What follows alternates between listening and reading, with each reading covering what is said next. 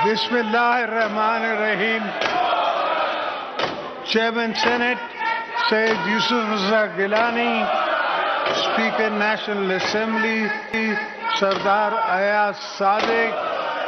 Prime Minister of Pakistan, Muhammad Shahbaz Sharif. Members of the Parliament, distinguished guests, ladies and gentlemen, Assalamu alaikum.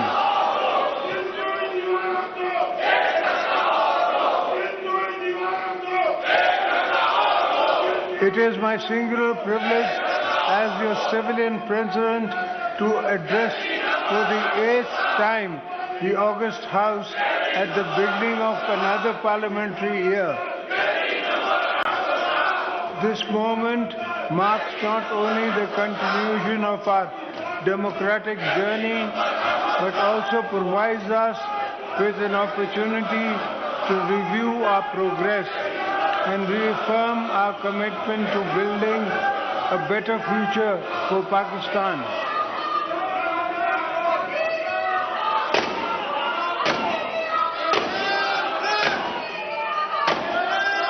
As we embark on this new parliamentary year, I urge this House to focus on promoting good governance and political economic stability. Our people have pinned our hopes on Parliament and we must rise to the expectations. It is my first duty to remind you, we need to work harder to strengthen our democratic system, restore public confidence in the rule of law, and grow Pakistan on the road to prosperity.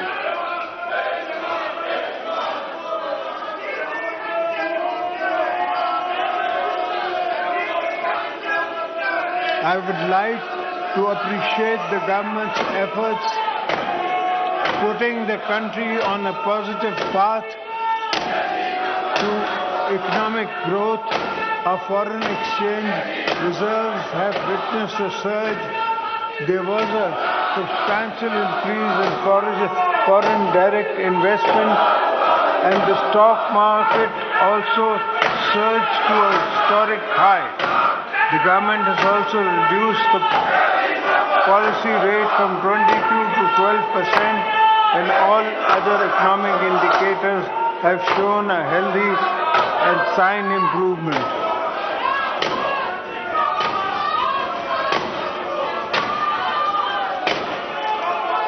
Honorable members, you are aware the population dynamics of our country have changed. A combination of factors present challenges. We must address the high rate of our population growth along with strategic drift in our administrative machinery has increased governance issues manifold. It is my considered opinion that this House should take this responsibility seriously and play its role in rail and reset our governance and service delivery outcomes.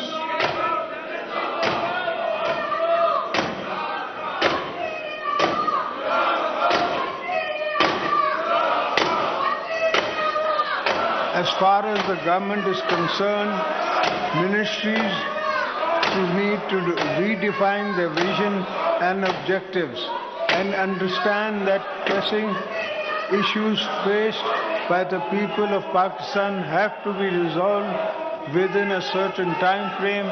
We need to deliver tangible benefits, restore trust of the people in democratic institutions.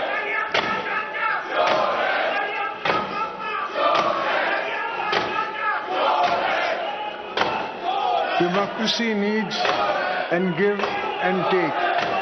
And what better place to work for collective goals than this Parliament? As elected representatives, your function is role models for the nation. As you go about your parliamentary business, think beyond narrow goals. Think of the unity and consensus our country so desperately needs.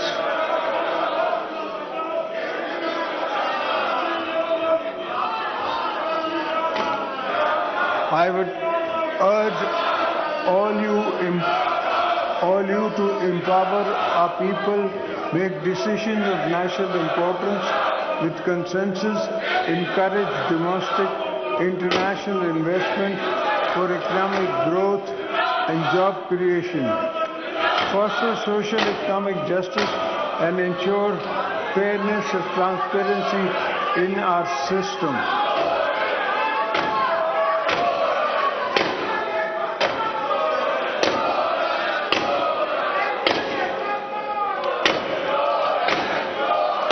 Chairman Senate, Mr. Speaker, for our country to prosper, it must build equitable. This is going to be a century of many new global changes, and to weather such transitions, we need to ensure that our people, with their different regions and resources, are on board of national development. It is my firm belief that a strong Pakistan is one where fruits of progress and development are equally shared by all its provinces and citizens.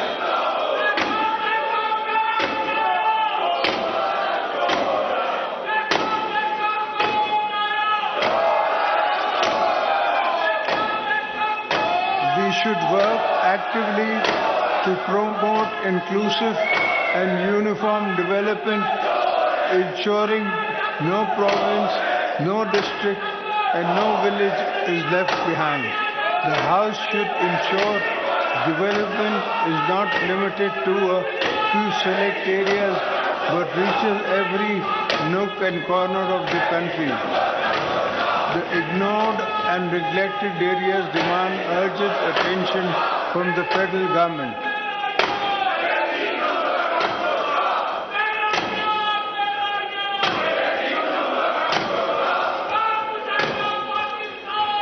We also need investments in infrastructure, education, healthcare, and economic opportunities to address the sense of deprivation.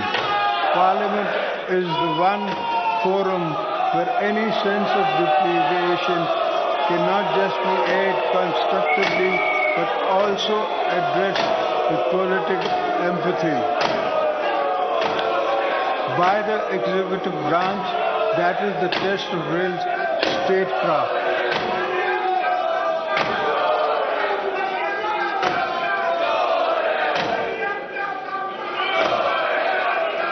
In this regard, improving our taxation system is essential to moving forward as a country. We must reform and our tax net, not overburdening those who already contribute, but by ensuring that every eligible taxpayer participates in nation building.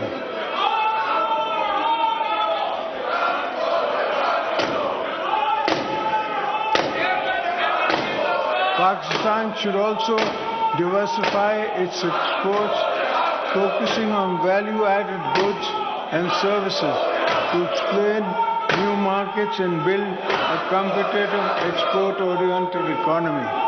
We need to make our IT industry a key driver of economic growth. We should focus on building digital and information highways, investing in IT parks, enhancing internet accessibility and speed, and supporting the growth of our technology-driven economy.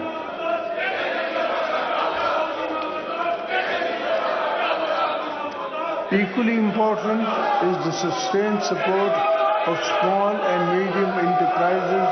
We must ensure access to credit, address procedural bureaucratic hurdles, and create policies that promote youth-led businesses. Our young people should be encouraged to enter businesses good through SMEs-focused programs, skill development initiatives, and accessible loan schemes.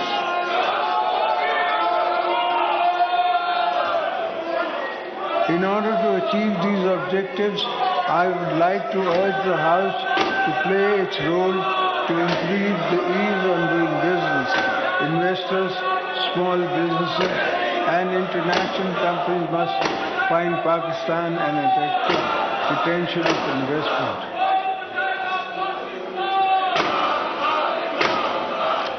Honourable members, today the common man, the labourers and the salaried class are facing serious economic hardships. Our citizens are burdened by inflation, high prices of essential items and rising energy costs. As we approach the next budget, I urge this Parliament and the government to provide real relief to the people.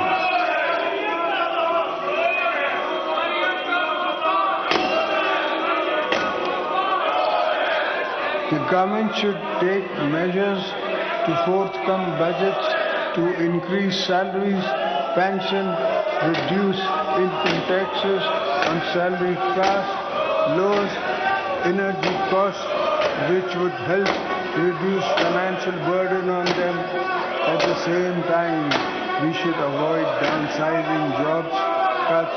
Instead of our focus should be on creating jobs and utilizing trained manpower productively.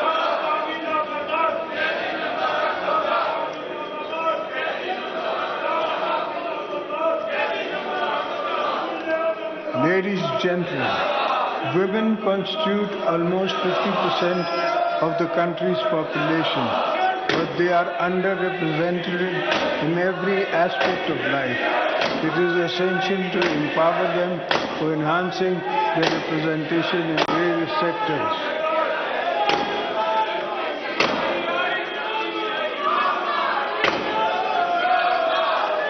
The most important intervention we can make as government and parliament is to make women at the bottom of the social pyramid financially independent, in accordance with the vision of Shaheed Mohtarama Banerjee Bhutto. The Banerjee Income Support Program (BISP) remains a crucial lifeline of millions of families. Its reach must be expanded and cash transfers should be further enhanced.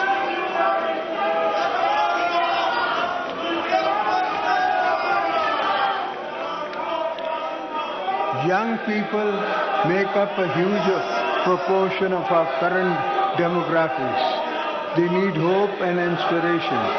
We should ensure the children are not outside schools in Pakistan. Promoting higher education, enhancing research in the universities should be a fundamental priority for creating a knowledge-based economy.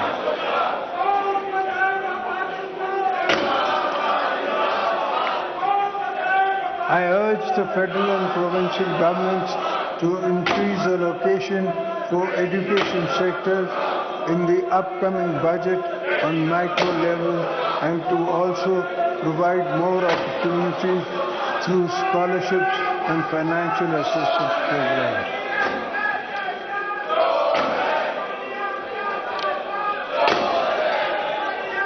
This is also the moment for us to reflect on how we can enhance access to quality health care, all our citizens, reduce worrying incidents of malnutrition and polio vaccination in many children. Emphasis should be laid on primary health care.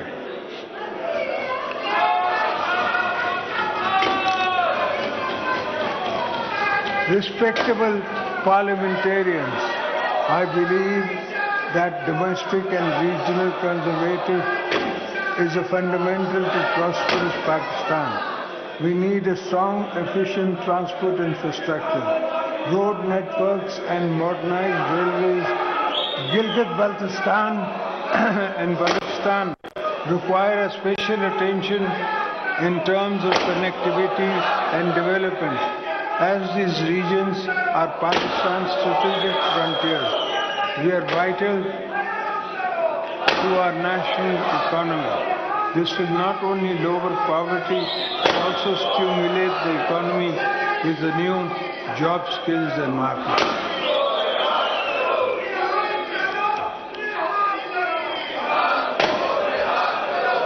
The China-Pakistan Economic Corridor, CPEC, and Gwadar Port remain central to our vision of connectivity.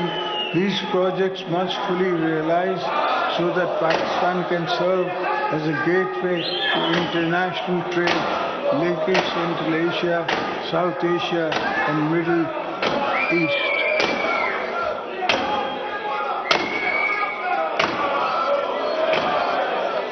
At this point, I would like to take this opportunity to urge the federal and provincial governments to strengthen agriculture sector, ensure sustainable water management, bring coordination and agencies to the urgent task of managing the growing threats of climate change.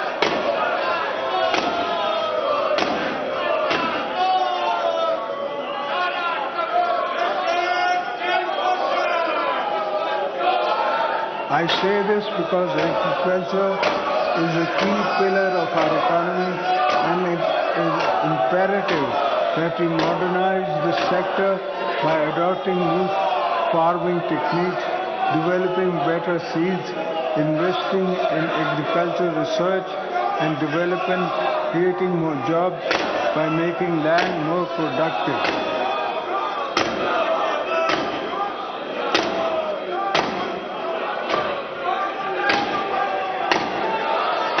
In order to improve our productivity, increase livestock yield and expand food exports, our farmers must be equipped with modern tools. We must aim for stability and self-sufficiency in food production. We need to focus on greater water availability and its efficient use. We must work towards innovative solutions such as bringing water from Tajikistan to Balochistan, upgrading irrigation systems, and utilizing new technologies to conserve and distribute water.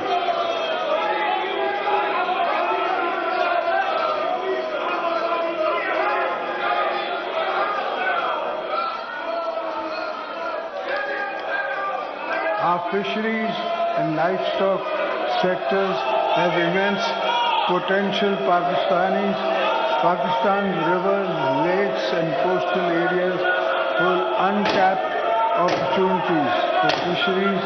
Commercial cattle farming can open new avenues for employment and export. I urge the government to play its role in providing incentives, training and support to our youth to make this industry a vital part our economic future. I would like to urge the government to seek greater cooperation and exchange with China in this regard.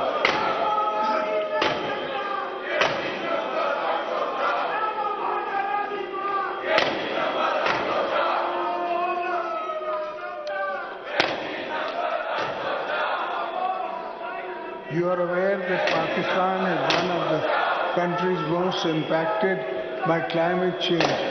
We should focus on restoring biodiversity, adaptive strategies on the food and water security nexus, and preservation of the economic system.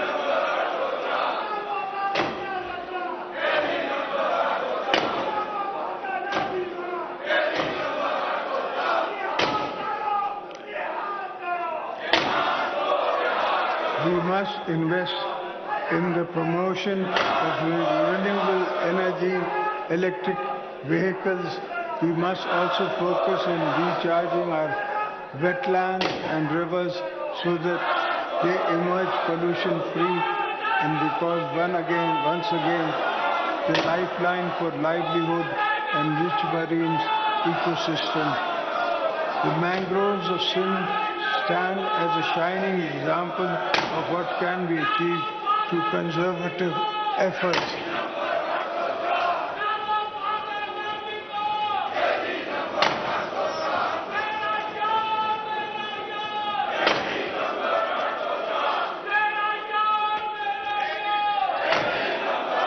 I'm glad to share that in Sindh we have planted 2 billion mangroves, which have also earned Sindh government a substantial finance through carbon credits.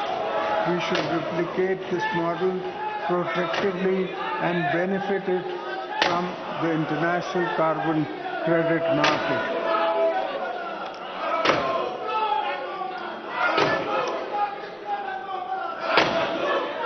Members of the Parliament, we view the current internal and external security challenges with need to further strengthen our security capabilities and enhance capacity for our law enforcement agencies to effectively deal with menace of terrorism. Parliament needs to play a role in building a consensus to tackle extremist ideologies as well as militancy that supports such violence.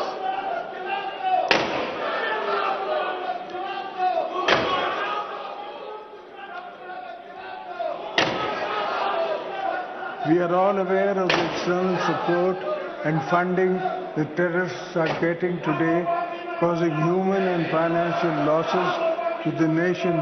We must unite to ensure that the challenges don't gather more momentum, because already thousands of our security forces have sacrificed their lives in the fight against terrorism, and we cannot allow resurgence again.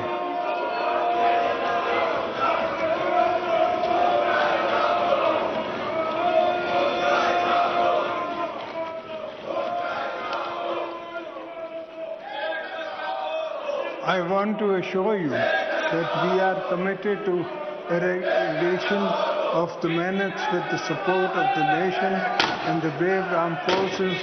Successful intelligence-based operations have led to dismantling of terrorist networks to destabilize our nation.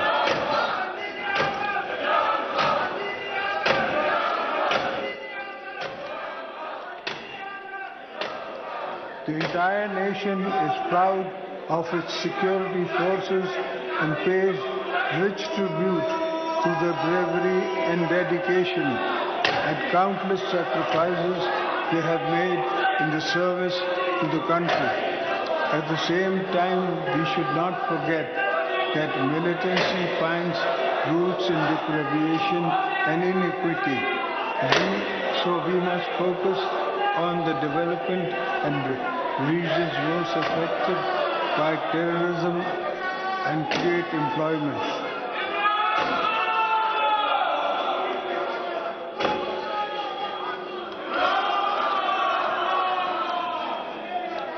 Outside our borders, the world is in a different stages of transition.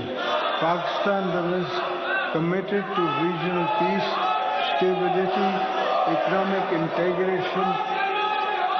Our foreign policies will always be guided by national interest, international cooperation, and principles of sovereignty, mutual respect. We should enhance our cooperation with friendly regional countries in the area of trade, economy, climate, and cultural exchange. We will continue to play our role as a responsible, peace-loving nation.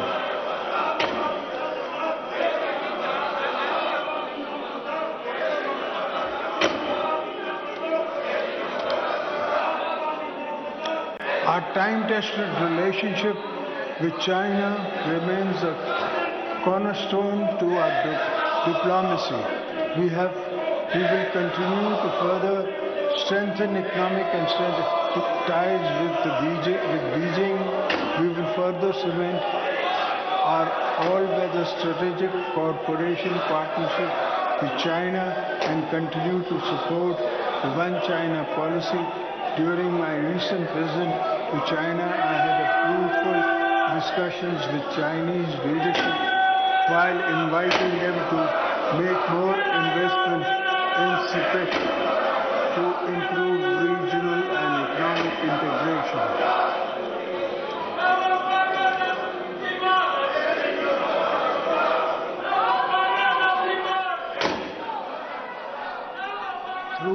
recent engagements with the Chinese leadership, both nations have reaffirmed commitments to further strengthen economic cooperation.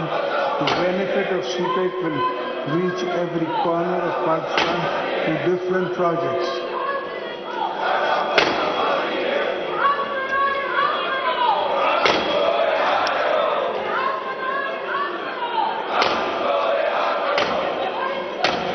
We deeply appreciate the support of our trusted friend, Saudi Arabia, the United Arab Emirates, Turkey, and others who have stood by us in times of economic challenges. We are committed to further strengthening our long-standing historic, cultural, and economic ties with the friendly nations of the Gulf and Central Asia and the European Union, the United Kingdom, and the United States of America.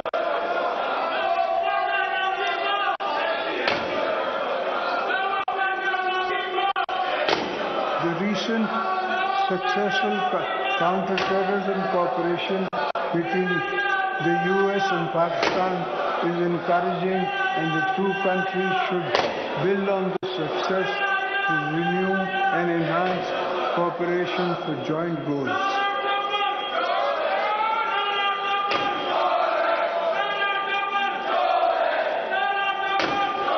Honorable members, in Indian illegal occupied Jammu and Kashmir remains of great concern for the entire nation. The poor people of Kashmir have been suffering for decades under unjust occupation, oppression, and brutal human rights violations. By the success of Indian regimes, Pakistan will always stand by them in the struggle of self-determination.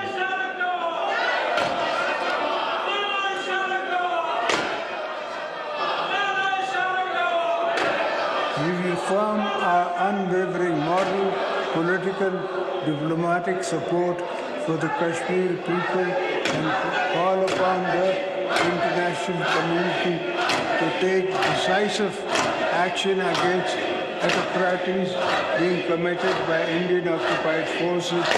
The voice of oppression will not be silenced. Pakistan will continue to raise this issue. Pakistan will continue to raise this issue at every international forum.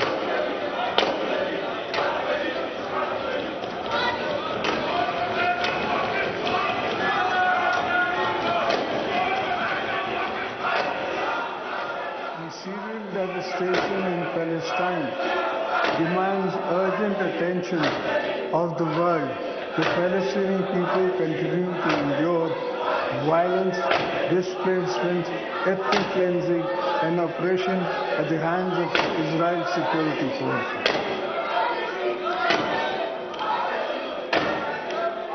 Pakistan is actively committed to Palestine cause and is consistent in the calling of a just and lasting solution based on international law and aspirations of the Palestinian people.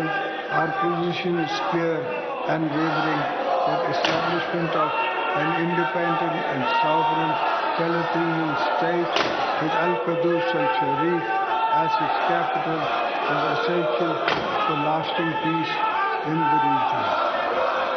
Honorable members, before I conclude, I must draw the attention of the House of a matter of concern for this Federation. The President of Pakistan has been elected by all four provincial assemblies and National Assembly and Senate of Pakistan. In the Constitution framework, it is my duty to represent the Federation.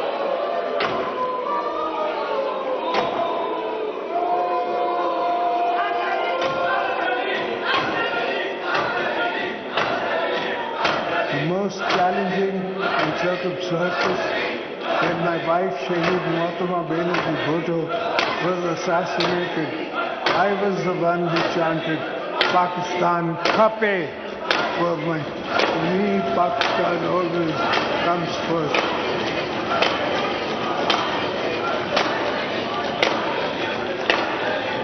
It is therefore my constitutional duty as your President, my personal obligation as a patriotic Pakistani to caution the House and the government that some of your unilateral policies are causing great strain on the Federation. In particular, the government's unilateral decision to carve out some canals from the Indus River, despite strong opposition from federating units.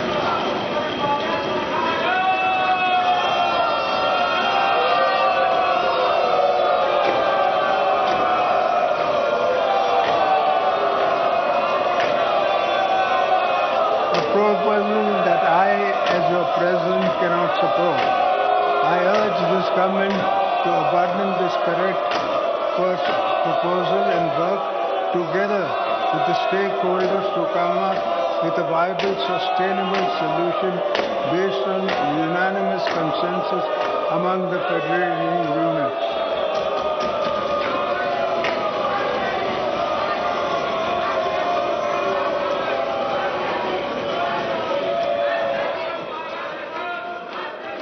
In the end, I would like to again invite the attention of the House to fulfill the responsibilities entrusted to this Parliament and play its role in the national building, strengthening institutions and improving governance.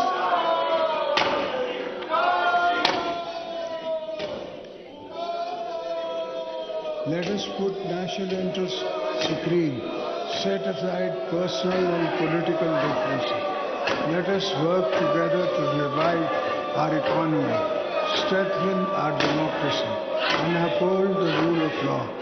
Let us strive to build a Pakistan that is just, prosperous, and inclusive, to make the best use of this parliamentary year. Thank you. Pakistan, Pindabad!